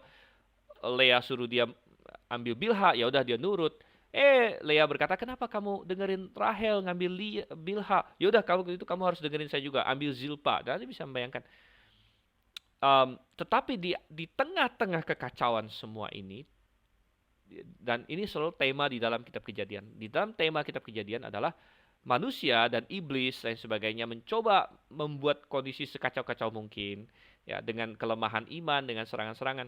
Tapi Tuhan selalu punya cara untuk membuat kebaikan dari antara semua itu. Dan dalam kasus Yakub, penipuan dia oleh Laban, kemudian persaingan Rahel dan Lea yang sangat buruk dan menimbulkan dinamika rumah tangga yang kacau balau, sehingga banyak anak-anaknya yang tumbuh besar kacau sebenarnya, yang menjadi orang yang bengis dan lain sebagainya. Nanti kita akan lihat Simeon dan Lewi punya kebengisan yang mendalam, bahkan mereka rela menjual adik mereka sendiri dan lain sebagainya. Jadi di balik semua kekacauan itu Tuhan tetap bekerja, yaitu akhirnya karena mereka bersaing punya anak, mereka punya banyak anak, 12 anak laki-laki, dan 12 anak laki-laki itulah yang akan Tuhan pakai untuk membentuk suku-suku Israel. Jadi itu adalah kebaikan yang Tuhan datangkan dari kekacauan ini. Gitu ya. Oke, 16. Ketika Yakub pada waktu petang datang dari padang, pergilah Lea mendapatkannya sambil berkata, engkau harus singgah kepadaku malam ini, sebab memang engkau telah kusewa dengan buah dudaim anakku. Ya, jadi betapa buruknya situasi rumah tangga ini sampai suami saja perlu disewa. Sebab itu tidurlah Yakub dengan Lea pada malam itu. Lalu Allah mendengarkan permohonan Lea. Jadi Lea berdoa juga. Lea mengandung dan melahirkan anak laki-laki yang kelima bagi Yakub. Lalu kata Lea, Allah telah memberi upahku karena aku telah memberi budakku perempuan kepada suamiku. Maka ia menamai anak itu Isakar. Isakar artinya upah atau gaji gitu ya. Kemudian Lea mengandung pula dan melahirkan anak laki-laki yang keenam bagi Yakub. Berkata Lea, Allah telah memberikan hadiah yang indah kepadaku. Sekali ini suamiku akan tinggal bersama-sama dengan aku karena aku telah melahirkan 6 orang anak laki-laki baginya. Maka ia menamai anak itu Zebulon. Zebulon artinya tempat tinggal. Dan ini kembali menggambarkan kerinduan hati Lea bahwa suaminya akan tinggal bersama dengan dia. Sesudah itu ia melahirkan seorang anak perempuan dan menamai anak itu Dina. Dan ada penafsiran bahwa sebenarnya mereka punya anak-anak perempuan lain, karena belakangan digambarkan Yakub punya lebih dari satu anak perempuan, tapi yang satu-satunya anak perempuan yang dikasih tahu kepada kita namanya adalah Dina, dan yang satu ini disebut karena nanti ada hubungannya dengan kisah-kisah selanjutnya. 22. Lalu ingatlah Allah akan Rahel. Nah, kita perlu menggarisbawahi kata ingatlah Allah akan Rahel. Ketika Alkitab mengatakan Allah mengingat sesuatu, itu tidak berarti bahwa Allah lupa, ya. Tidak berarti Allah lupa, tapi ini adalah suatu idiom untuk menggambarkan Allah melakukan sesuatu bagi seseorang. Ya, sering dianggap ingatlah Allah, dan istilah ini sudah muncul di Kejadian pasal 8 misalnya ketika masalah Nuh, ya. Dan Nuh yang terombang-ambing di atas bahtera, dikatakan lalu ingatlah Allah akan Nuh. Ya, tidak berarti Allah lupa akan Nuh, ya, karena Allah dari awal menjaga Nuh, tapi maksudnya Tuhan bertindak, ya, melakukan sesuatu untuk Nuh di situ. Jadi ingatlah Allah akan Rahel di sini bukan berarti Allah lupa, tapi Allah melakukan sesuatu untuk Rahel. Allah mendengarkan permohonannya serta membuka kandungannya. Maka mengandunglah Rahel dan melahirkan seorang anak laki-laki. Berkatalah ia, Allah telah menghapuskan aibku. Ya, pada waktu itu tidak punya anak bagi seorang perempuan. Itu sangat memalukan. Maka ia menamai anak itu Yusuf sambil berkata, mudah-mudahan Tuhan menambah seorang anak laki-laki lagi bagiku. Ya, Yusuf artinya semoga bertambah atau menambah di sini. Yusuf anak ke-11, ya. Anak ke-11, anak laki-laki ke-11. Tapi siapa yang bisa sangka bahwa anak yang ke-11 ini yang mungkin tidak dianggap, justru dialah yang akan Tuhan pakai untuk menyelamatkan seisi rumah mereka nanti. Setelah Rahel melahirkan Yusuf, berkatalah Yakub pada Laban, izinkanlah aku pergi supaya aku pulang ke tempat kelahiranku, ke negeriku. Dan Yakub tahu walaupun di Padan Aram dia dapat istri, dia dapat segala macam, tapi tempat dia adalah di Kanaan. Nah, itulah tanah yang Tuhan sudah janjikan kepadanya. Berikanlah istri-istriku dan anak-anakku yang menjadi upahku selama aku bekerja padamu, supaya aku pulang, sebab engkau tahu betapa keras aku bekerja padamu. Tetapi Laban berkata kepadanya, sekiranya aku mendapat kasihmu, telah nyata kepadaku bahwa Tuhan memberkati aku karena engkau. Lagi katanya, tentukanlah upahmu yang harus kubayar, maka aku akan memberikannya. Saud Yakub padanya, engkau sendiri tahu bagaimana aku bekerja padamu, dan bagaimana keadaan ternakmu dalam penjagaanku. Sebab harta milikmu tidak begitu banyak sebelum aku datang. Ini tadi sudah kita observasi, karena jumlah kambing domba yang tidak terlalu banyak, dan dijaga oleh Rahel. Tapi sekarang telah berkembang dengan sangat. Tuhan telah memberkati engkau sejak aku berada di sini. Jadi bilakah dapat aku bekerja untuk rumah tanggaku sendiri? Kata Laban, apakah yang harus kuberikan padamu? Jawab Yakub, tidak usah kau berikan apa-apa kepadaku. Aku mau lagi menggembalakan kambing dombamu dan menjaganya asal engkau mengizinkan hal ini kepadaku. Hari ini aku akan lewat dari tengah-tengah segala kambing dombamu dan akan mengasingkan dari situ setiap binatang yang berbintik dan berbelang-belang, berbintik-bintik dan berbelang-belang, segala domba yang hitam dan segala kambing yang berbelang-belang dan berbintik-bintik, itulah upahku. Dan kejujuranku akan terbukti di kemudian hari apabila engkau datang memeriksa upahku, segala yang tidak berbintik-bintik atau berbelang-belang di antara kambing-kambing dan yang tidak hitam di antara domba-domba, anggaplah itu tercuri olehku. Kemudian kata Laban, baik, jadilah seperti perkataanmu itu. Dan ya, jadi Yakub mau pulang dan Laban panik, ya, karena ini adalah pekerja bintang dia, ini adalah sumber keuntungan dia. Dan Laban dalam segala kelicikannya tetap berusaha, gimana? Oke, Yakub gimana? Kamu mau hadiah apa deh? Kamu yang ngomong deh. Nah, sekali lagi dia masih sangat licik ya. Mestinya kalau dia dia misalnya dia punya itikat baik, mestinya dia ngomong duluan, dia yang kasih penawaran kepada Yakub kan. Yakub sudah sangat begitu baik sama dia, mestinya dia kasih paket penawaran yang sangat baik kepada Yakub juga. Tapi tidak, dia biarkan sekali lagi, Yakub kamu mau apa, kamu ngomong aja deh. Jadi masih terlihat liciknya. Kalau Yakub ngomong terlalu tinggi, dia bilang, ya yaudahlah Yakub kamu pulang aja lah kalau gitu. Kalau Yakub ngomong rendah, dia sangat senang gitu kan. Ya lanjut gitu. Dan dia biarkan Yakub ngomong, dan Yakub memberikan suatu penawaran atau mengajukan suatu skema yang wow, Laban pikir wah hebat sekali ini saya. Mungkin Laban tidak kepikir bahwa wah dia sangat senang sekali karena apa yang digambarkan oleh Yakub di sini secara apa ya, secara manusiawi atau secara superficial sangat merugikan Yakub sebenarnya. Jadi dia akan lewat, pertama dia akan pisahkan semua kambing yang hitam bintik belang segala macam. Nah, kita perlu tahu bahwa domba kebanyakan itu putih. Kebanyakan putih, tapi ada minoritas, jadi itu gen resesif sepertinya, yang berbelang, berbintik dan lain sebagainya. Jadi dalam suatu kumpulan yang seperti itu sedikit, sedangkan yang putih itu banyak. Nah, yang Yakub ajukan adalah kita pisahkan yang berbintik ini, pisahkan. Nanti dari yang putih ini, kalau dia lahir lagi yang berbintik, itu yang jadi punya saya. Dan Laban mungkin ketika mendengar ini dia nggak percaya. Oh, kok Yakub mau yang seperti ini? Wah, dia senang sekali. Dia langsung mau jabat tangan, mau tanda tangan langsung kontraknya begitu kan? Dan pertanyaan kita kenapa Yakub mau mengajukan yang seperti ini? Dan ada dua alasan. Yang pertama, sepertinya Yakub merasa bahwa dia punya taktik khusus, dia punya pengetahuan spesial bagaimana bisa meningkatkan jumlah yang berbintik dan lain sebagainya. Tapi ya sepertinya ini adalah juga masalah iman. Jadi dia beriman bahwa Tuhan bisa memberkati dia begitu ya. Seperti yang ternyata nanti.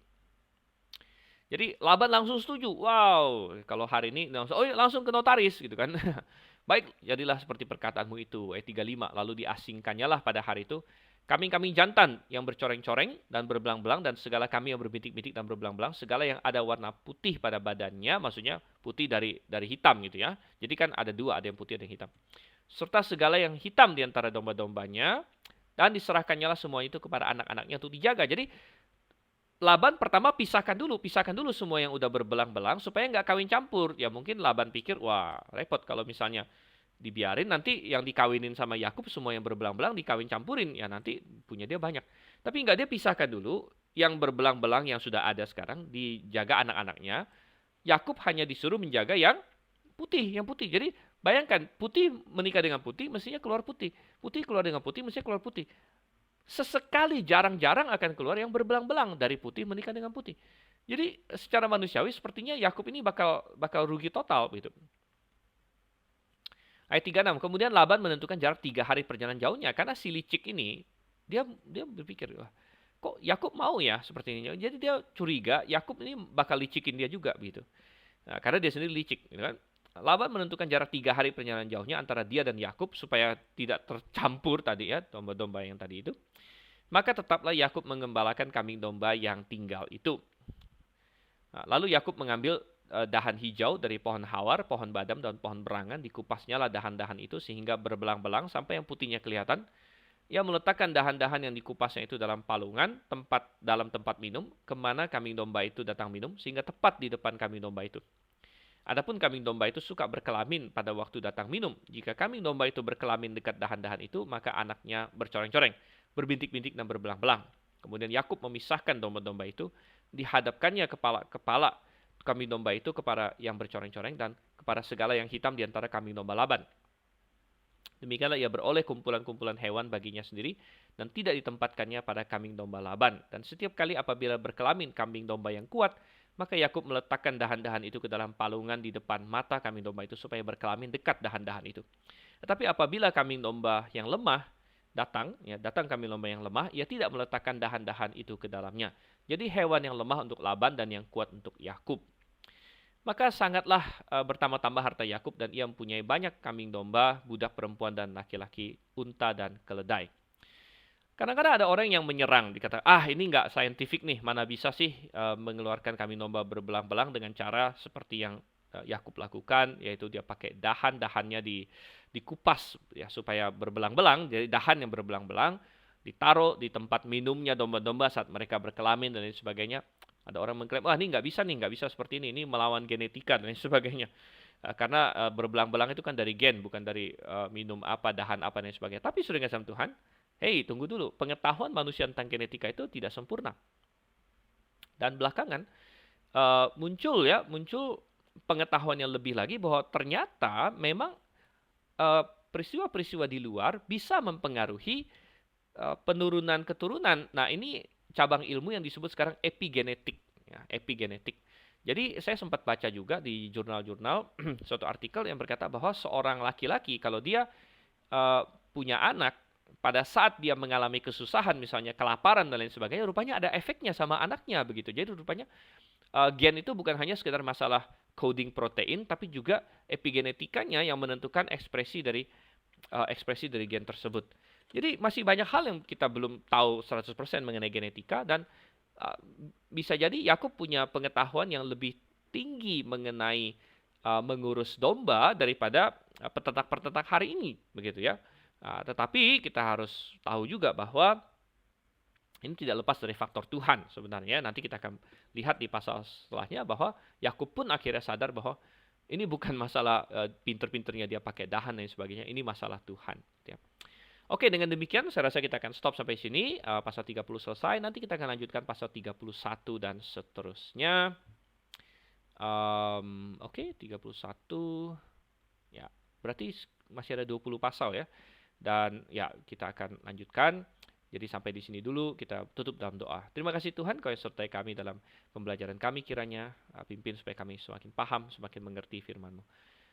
Dan terutama kami bisa menerapkan dalam kehidupan kami. Kami berdoa Tuhan dalam nama Yesus Kristus. Amin. Oke, sampai kelas berikutnya. Maranatha.